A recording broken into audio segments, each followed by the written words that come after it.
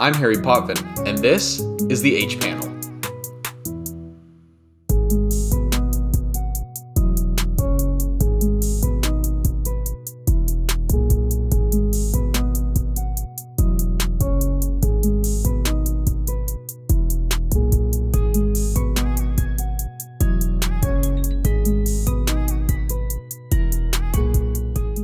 So, thank you for agreeing to do this with me and joining me. I really appreciate it, man. Yeah, absolutely. My pleasure, man. I'm stoked. So, I wanted to get to know your story a little better because I read a little bit about it, and wow, it's such a powerful story that I really want the viewers to listen to, and I Hmm. really appreciate you taking some time out of your day to share it with us. So, if we could just well, before we get into the story, let's learn a little bit about yourself. So, who are you? What inspired you to, make Think Unbroken? Yeah, I was laying in bed one night like years ago, and I had just gone. I got out of a relationship that was very short lived, and I recognized in that relationship that this person had not yet done the work, right? Meaning that they they were still dealing with things from their past that were manifesting in the present. And I get it, like it's okay, that happens. And she said something, she was like, you're broken, like you don't get it, right? And I thought to myself in that moment, I'm like, that's not true. And I've heard that so many times, all of my childhood, so many relationships, so many engagements with human beings. And I was laying in bed this night, it's 3 o'clock in the morning, I was just like, that's not me, that's not what I do, that's not how I think. And then I was like, oh, okay, I got it now. And I had been working on this blog that I created called These 10 Aces. And I had another blog before that where I'm just like sharing mental health stuff for years. And then I had Michael Unbroken blog. And then I was like, no. Think Unbroken is this movement. It's this thing that once we come together, we're going to be able to create change in the world. And I thought to myself, like, I am not somehow an anomaly in this. Like, yes, my story is insane. Yes, I've been through a lot, but realistically, I think anyone is capable of setting themselves onto this trajectory to create change in their life. And that's what it's about. It's like, can we put ourselves in the position to ultimately be the hero of our own story? Yeah, absolutely. I think people often forget because they compare to like extreme stories. Like they think, oh, I don't want to share mine because it's not significant. Yeah. And, I don't even know that you have to share your story, right? I Hmm. don't know that you ever have to do that. But what you do have to do is heal it. You Right. do have to take care of yourself. You do have to put yourself in a position to be successful by understanding that what has happened to you does not have to define you. So, that's so much a part of it that I think people miss out on is the truth of that.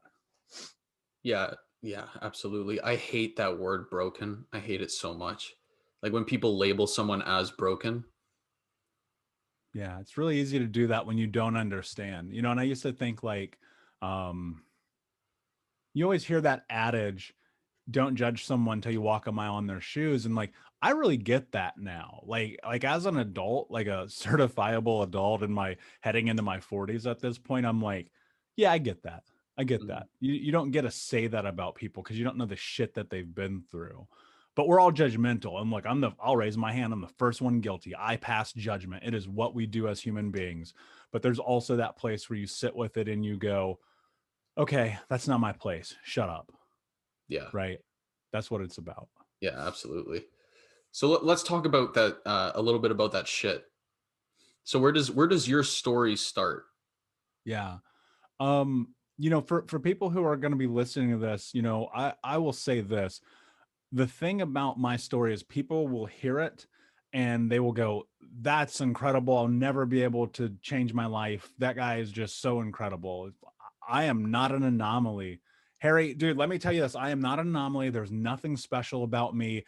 I just work my ass off. And that's the difference. And so, I grew up and just so I know for the sake of this, how long is the recording? Because I want to make sure I don't go too long for your audience here. It's however long you have time for. I Okay, got nothing perfect. but time. Yeah, I got like 30 minutes here, so perfect. Sweet. So I grew up in Indianapolis, in the heartland of America. My mother was a drug addict and alcoholic. She actually cut my right index finger off when I was 4 years old. So that's baseline, right? That's kind of like opening the floodgate. She married my stepfather when I was 6. He was super abusive, the kind of guy that you pray is never your stepfather. I mean, he would beat my brothers and I at all the time. It was constant neglect and abuse and emotional abuse and just everything you could imagine. And this is all while I'm growing up in the Mormon church. And by the time I'm 8, we're constantly homeless. I've lived with 30 or 40 different families at this point, just kind of getting bounced around and around and around. And by the time I was 10, we were almost permanently homeless, and I was living in a house by myself with no electricity, no running water, no food, and my mother had disappeared.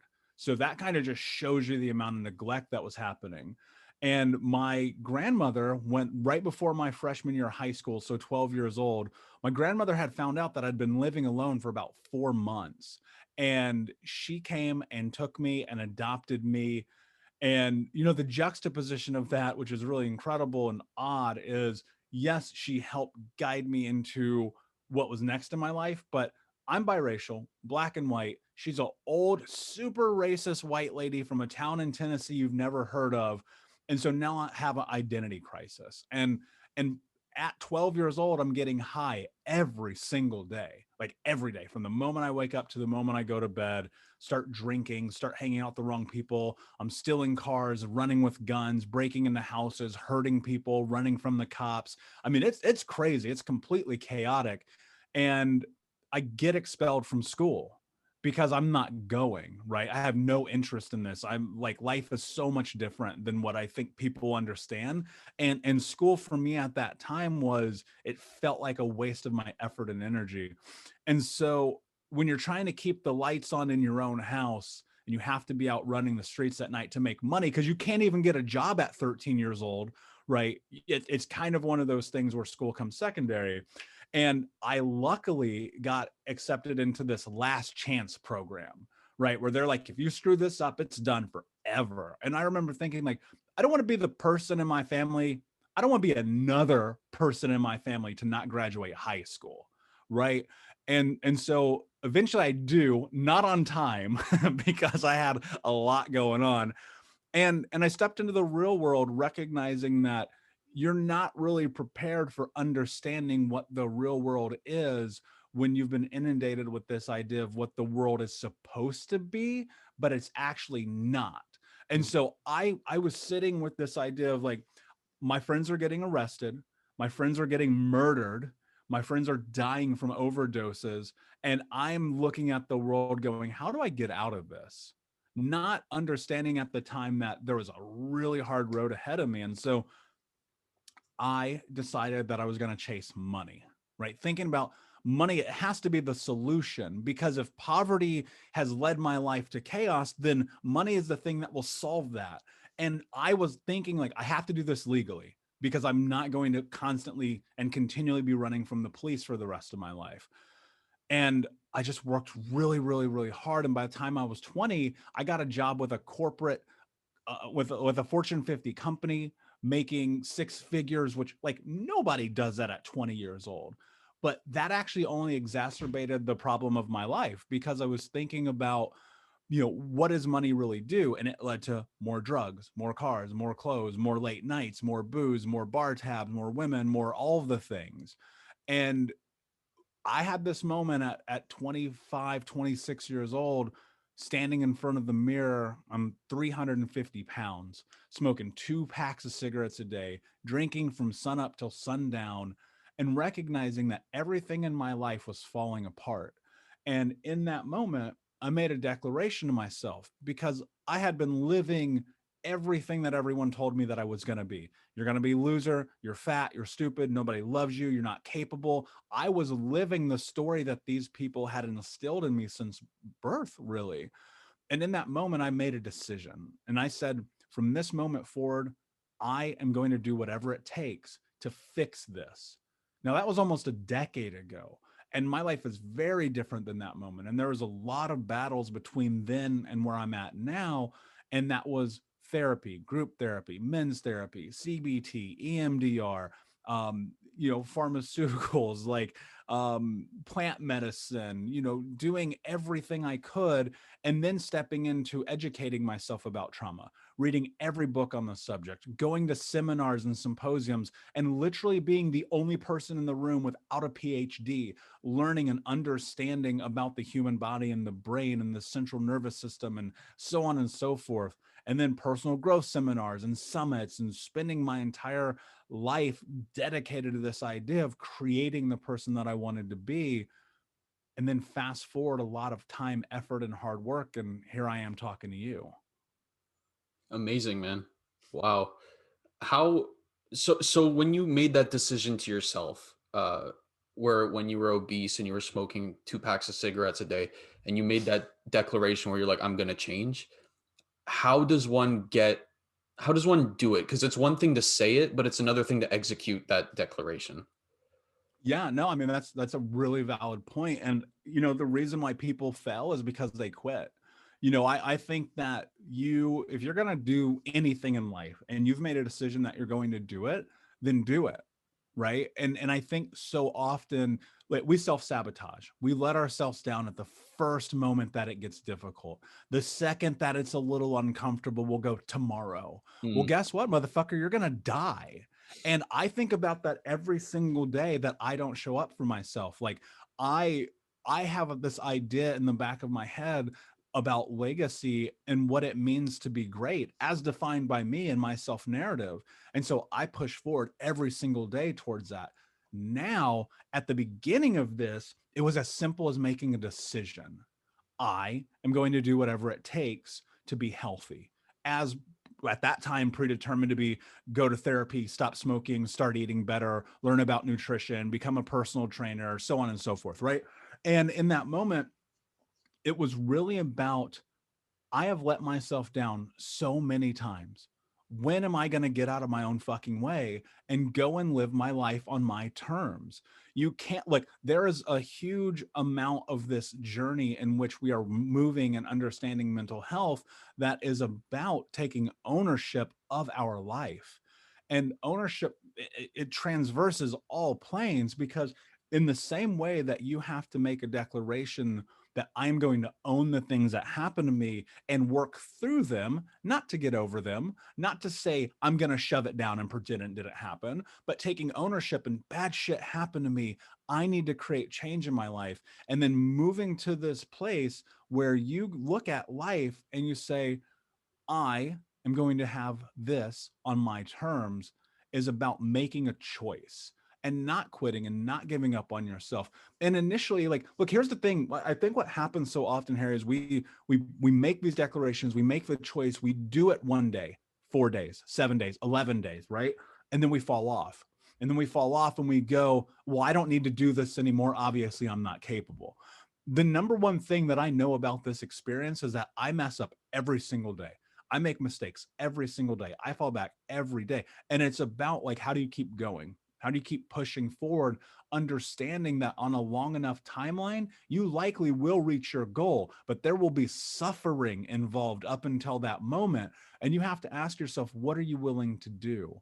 And so much of it is about just showing up every day, just putting your feet on the ground and saying, I'm going to do at least one thing that moves me towards that. There was a period of time where I'm laying in bed, smoking cigarettes, obese, and eating chocolate cake.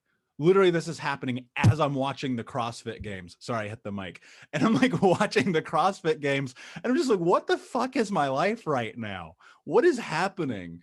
And that afternoon, I went to the gym for the first time in like 2 years, because it was about thinking about control and how my life was out of it and that I needed to take it back.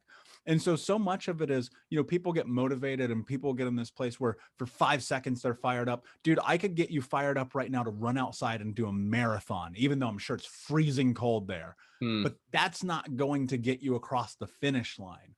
What's going to get you across the finish line is making this choice that intrinsically, that inherently within inside of you, there is nothing that is going to stop you from being victorious. And you're going to have to suffer on the way up. And I'm sorry, that's the way this works. But on the backside of it is grace and peace and happiness and fulfillment. And on the journey, you can have this without guilt and shame and self-judgment and persecution, because you get that from the world enough. As long as you're showing up for yourself every single day, that's the only thing that matters. Yeah, that's great advice. One thing that I really liked that you said was that, there's going to be shitty days, and there's going to be like, no matter how hard you work, you're going to, mess up. Like you said, you mess up every day. And I feel like a lot of people, they don't tell you that when you're working hard. Let's say like working with your mental health, they tell you it's going to be hard, but it's going to be worth it. But they don't tell you that no matter how hard you work, there's going to be a day where you hate yourself. They don't tell you about those little blips on the journey. Like you're walking down the path to mental health recovery, and a freaking lion comes out and bites your leg. Like they don't highlight those things. And I feel like a lot of people, they get these unrealistic expectations where if I work every single day, I'm never going to have a bad day. Yeah, that's not realistic, man. I mean, Mm, I have reprogrammed my brain in every single way that I understand in the world.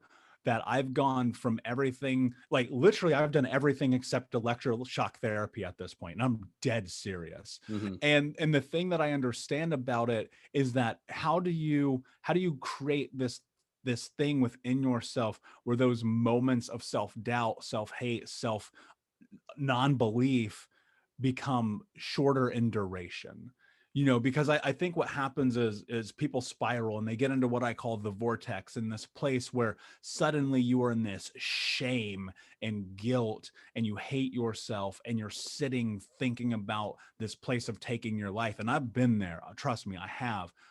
And the thing that you have to figure out, and everyone's journey is going to be different here, is how do you minimize the time in which you're stuck in that place? Because in the beginning, and look, I have clients where they come to me and they're at rock bottom. And it might take us 3 weeks or 3 months to get them to the place where they normalize again, right? But the goal long term is, how do you get that place when you're in this moment of spiraling to go, this impacts me for 3 days to 3 hours to 3 minutes to 3 seconds. And that is something that you're fully capable of doing, because the brain is so malleable. It is so plastic and willing to change and adhere to the direction that you give it. But you have to integrate this idea of a change in self-talk. So much of this spurs from the place that we exist within our own selves. And we allow ourselves to loop into this spiral, into the vortex in which constantly it is a beratement of ourself. And to me, I think about it like this: the world already is shitting on you everywhere you go. They hate your beard or your hat or your hair or your car or whatever. And somebody's always going to judge you for everything. Every single day, I get a message from someone who's like, go fuck yourself. And Harry, I don't care. I don't care, because the thing is, every day we have to continue to move forward. And as you instill that belief in yourself, these moments of this negative self narrative, they're going to dissipate. The thing about it is, you have to remind yourself that you have been through incredibly daunting things, and there are accolades on the backside of that. There are moments, like, even though it's hard, and yes, even though it's trauma or abuse or whatever that thing is you're dealing with, like, if you're working through it, that's something to be proud of. Like, I think people have to stop reaching for the goal line on this, in which that's the moment that they celebrate the victory, and go, I took a shower today. Fuck, man, I did something. Yeah. Yeah, 100%. I read this thing where Matthew McConaughey, he has his agenda, and he'll like write down literally everything he has to do that day. Even if there's nothing big to do that day, he writes down like take a shit, have a shower, make breakfast, and he scratches it off. So even if like, he doesn't do anything super significant, he feels like he accomplished something because he's scratching it off the agenda. Yeah, and I like, you can't see it, but to the left of me, I've got a whiteboard covered in goals, covered in to-do lists, covered in writing, covered in my affirmations, my plans, my life, the everything that it is that I exist within. And I read it every day, because one of the big missteps that I think people take in life in general across the board is not having direction. We Let me be more clear, not having self-guided direction, and instead living life nonchalantly, ambivalently, probably benevolently, and like thinking about understanding what it takes to be successful in life as determined by you requires you actually determining what that means. And people sit and they go, my life sucks. Well, why? Because I'm going to guess it's probably your fault. Have you actually written down what you want your life to look like? Mm-hmm. My life is defined to a T. And every single day I move towards that while also simultaneously acknowledging the possibility that it may never happen. But the thing that I know about this is it's about the journey. It's about showing up every single day. And like people are like, I want to be a millionaire tomorrow. Well, that's not going to happen unless you hit the lottery, right? But could you be a millionaire in 4 years? Absolutely. 100%. Could you lose 20 pounds in 6 weeks? For sure. No questions asked.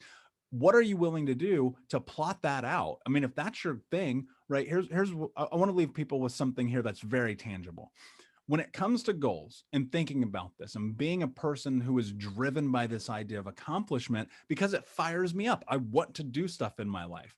I take these huge, incredibly what I would call daunting goals, I write them down and I reverse engineer them down to step one. And I go, what does it actually take to make that happen? And then I do it ad nauseum until that happens. You know, my number one goal right now is being New York Times best-selling author. And so I think about that. What do you have to do? Well, got to write a fucking book first. Yeah. And I'm a guy with no I barely graduated high school. I got an F in English and I got a book that has been issued in 30 countries thousands of times because I made a decision that I was going to figure it out.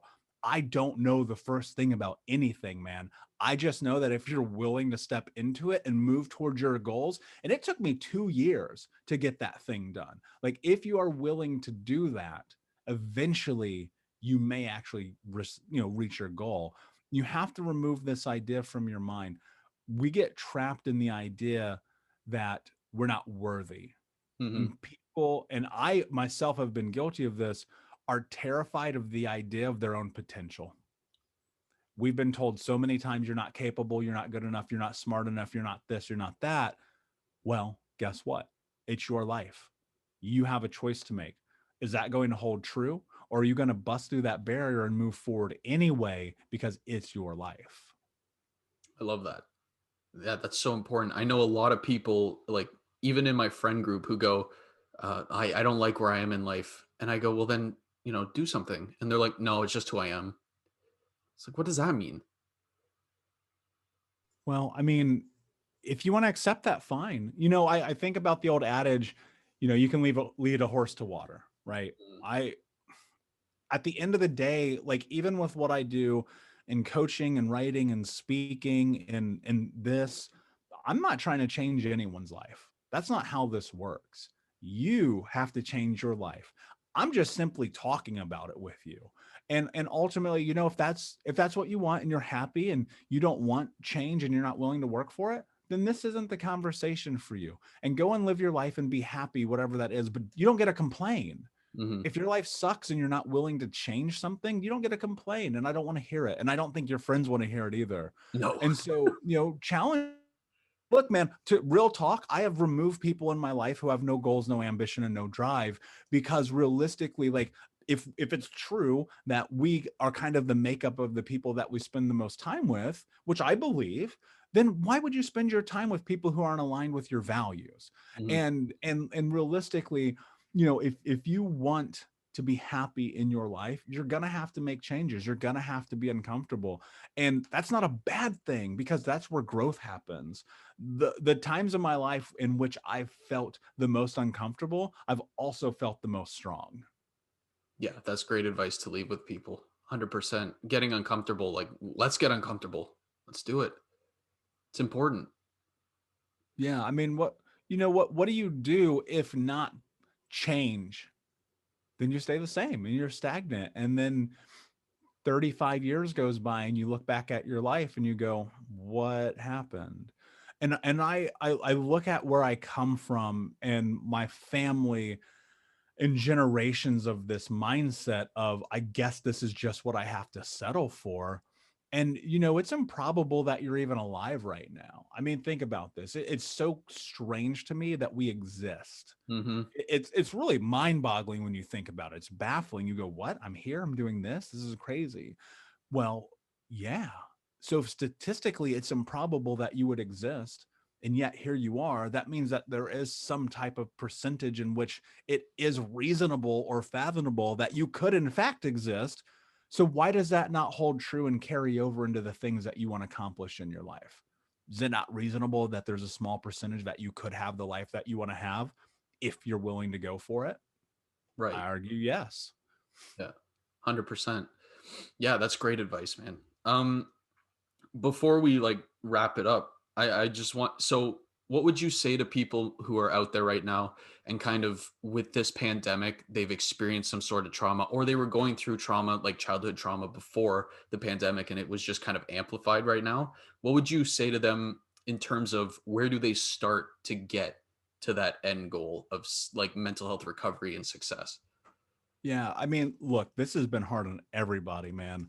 And I've been impacted by it too. I've definitely had some really, I don't want to call them awful days because I really don't try to think in that frame, but I've had some days where I've had to sit with myself and these thoughts and memories and flashbacks come up. And I think about the impact that it has on my life and being in this place where what are you going to do about it? Right. And look, and that's not something to say to like push people into, well, don't deal with your trauma. But I think about it like this. If you're suffering, ask for help, get support. It is okay. Like this misnomer that exists in Western society, especially, and more so pointed as men, since we are two men talking right now about the weakness and asking for help is asinine. Like no one who's ever done anything great in their life did it alone. Hmm. Like I don't know of anyone, right?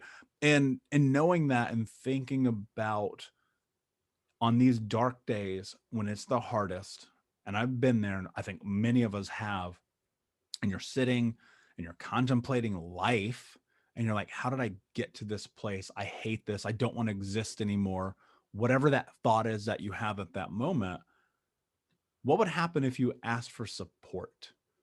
Harry, if you're walking down the road and you're carrying a ton of bricks on your back, and I just happen to be going in the same direction as you, and I reach out my hand and I go, let me take a brick for you, right?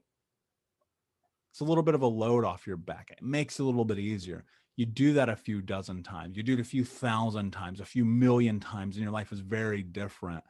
And I think that we have to be okay with asking for help across the board, especially in mental health.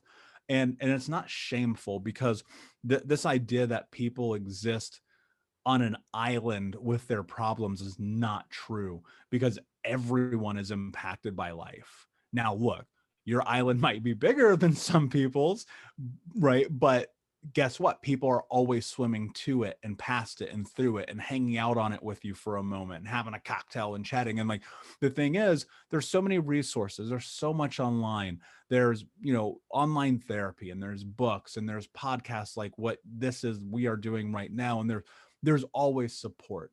The question is like, are you going to reach out for it? And I know countless people who just, they need 5 minutes of attention and everything is different, but they're scared to ask. You got to stop being scared. If you want to ask what is the number one thing someone can do who's impacted right now, ask for help.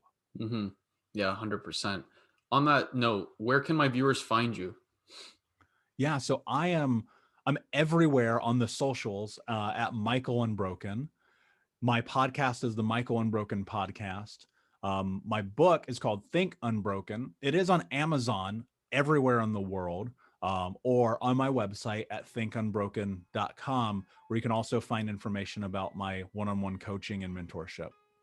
I love it, man. I'll put all those links down below.